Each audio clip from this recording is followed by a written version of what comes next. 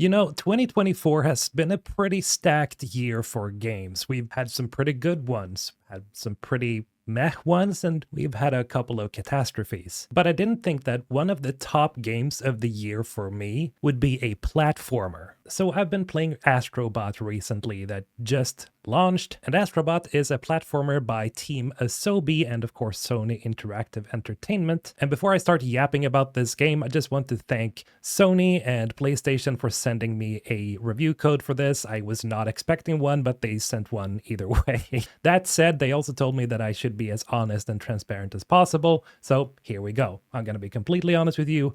Astro is probably one of my favorite games this year, just hands down. And the crazy thing is that I'm usually not the biggest fan of just straight up platformer games, which is interesting because my first game ever that I played was Super Mario 64 on the Nintendo 64. And you know what Astrobot managed to do? It managed to reawaken some of those memories to make me feel nostalgic about those ancient times like 20 years ago or something. It's pretty interesting and it's pretty cool as well because I did not expect to feel the way I did when I was playing through this game. Now, obviously, I'm not finished with it, but so far it's been just a joy. It's just been so much fun. And unfortunately, I cannot show you any footage from my playthrough because for some reason my PlayStation just didn't want to hook up to my PC, so I'm just borrowing some footage here from IGN for the moment. So thank you to IGN. But of course, most of you are probably like wondering what's so special about Astrobot. Well, the thing that I fell most for is, aside from the charming,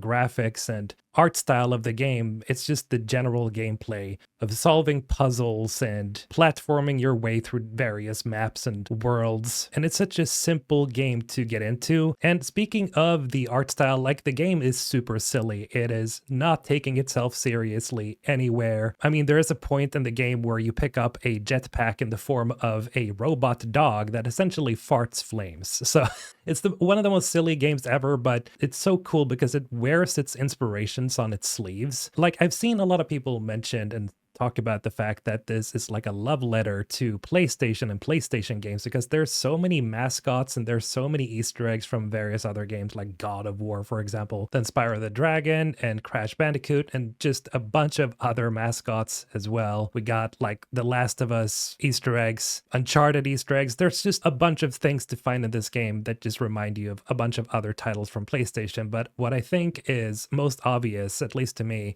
is the fact that the game is built sort of like Super Mario Galaxy in a way. I got really reminded of that when I was playing through it. So really, Astrobot is like the perfect mixed bag for a bunch of platformers, and it just feels so good. It just feels so good to play. Finally, and here's an interesting thing, I didn't really care much for Astro Boy. I think that is the title of the main character, so to speak, or Astrobot, Astro Boy, when PlayStation released Astro's Playroom. But I really feel like they've got a classic on their hands here because this really plays like a full-fledged platformer, and it's really technically impressive as well. There are some things that happen in the game and some things that you can do that just happen in real time that's just impressive to look at, like being able to turn into a small mouse from Astrobot's or Astro Boy's like real form and back to Astrobot's real form again. Like, stuff like this just makes it really impressive in a technical kind of way, and it's super smooth all the way through. I haven't had a single bug, I haven't had a single issue or hitch up or anything with the game. And the crazy thing is that the music is pretty bopping too, and there are some songs there that are like stuck in my head that I can't stop thinking about. So like the entire game is just a joy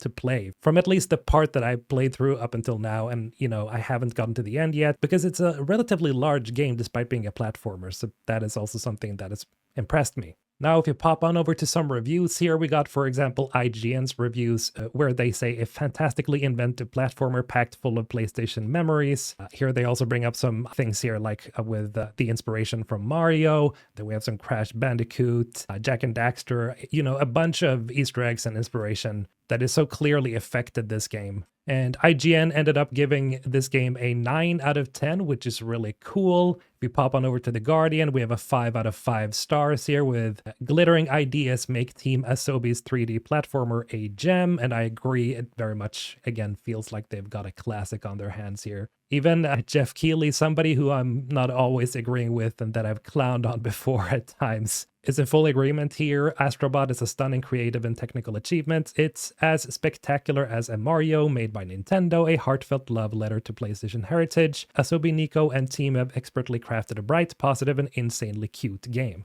It'll make you smile again and again. And that is very true. For a long time, I've always felt like I sort of have like this stone cold heart sometimes when I'm playing through games, because a lot of games are just so serious nowadays. And there are moments in this game that just makes you laugh. And I'm not even thinking about it. I just start laughing because there are just things that happen that you do that just, you can't help it, because it just puts a smile on your lips and you can't just stop looking like an idiot while you're playing through it. Now, what I find really impressive with this game, and we're going to get into some technical things here, is that according to Chris Dring, who is the head of GameIndustry.biz, where, you know, they usually provide some really good information and inside information and such. According to Chris, Astrobot took 3 years to make with around 60 devs. Now, for anybody who is somewhat in the know in the gaming industry, you would know that usually most studios that make AAA titles, or titles even of this nature, usually have devs of upwards of 100 to 2 to 3 to 400 people, even more. And, you know, usually technically proficient games like these usually take 5 to 6 years to make. But this took 3 years. Of course, they were building off the base of Astro's Playroom, but it's still impressive that they've managed to make something like this with the amount that I've played. And 60 devs, I cannot imagine that this dev team has cost them a lot of money in the long run, because that is, you know, just 3 years and 60 devs. If you put 2 and 2 together, this has definitely not been a very costly project if you compare it to something like, for example, Concord. What's even more impressive here is that this was posted earlier this year on VGC, where they said, and where it was confirmed, that Astrobot has no microtransactions. It's completely single player, and it's just a full game through and through. You don't need to think about anything after you've gotten this. And I know we've talked about this before, that it's pretty crazy that we have to uphold these examples of games that have no microtransactions and that has no in-game purchases. But that's sort of what we have to do nowadays, unfortunately, because there are so many studios and publishers that keep pushing for stuff like this to keep the entire experience away from the player, just so you pay more, essentially, to get the full experience. Thankfully, that's not the case here, and I'm super appreciative of that fact. Now, of course, if we pop on over to Metacritic, we can see a pretty impressive score here of 94. 94! That's actually one of the best titles just in terms of scoring this year. Now, this is obviously going to go down, I think, because that is usually the case on Metacritic. Whenever we get a high score, or whenever any score gets published, it usually goes down a bit, because not everybody in the world has played it, and the more people play it, the more negative reviews or mixed reviews there are going to come in. And there are a couple of negatives with the game. They're not big by any means, but they are a little bit annoying. So first off, it doesn't seem like you can change the speed on the rotation for the camera angle, so it can be painfully slow when you're trying to turn the camera around. Now, it might be a setting that I missed, but I couldn't find it anywhere on the options menu, so there's that. And there's a specific minigame where you have to chase after monkeys, which got a little frustrating because the monkeys keep running away from you, and you have to find a way to like lure them in order to make sure that you can capture them. Then again, it's a minigame. It's supposed to be a little bit difficult to get you to think, but still, it was a bit annoying. But you're hearing here, like, that my complaints are not very big. I guess my biggest one is probably, and this is a problem I've had with a lot of PlayStation titles, is that the vibration can get a little bit too much sometimes. Like, there's a bunch of haptic feedback and stuff going on in Astrobot, but again, like, it can get a little bit too much because the controller is constantly vibrating. Something is always happening, and after a couple of hours of just straight up playing the game, my hands actually started tingling. And now I know it's not a health concern, don't worry, but it's like, you know, after a while where you've been holding something that's constantly shaking and vibrating, you know, it's almost like you're starting to shake yourself. And I couldn't find an option, again, to lower the vibration setting, which sounds super wrong just saying it out loud, but you usually can do that for a lot of PlayStation games and a lot of controller games. But I couldn't find a setting for this, so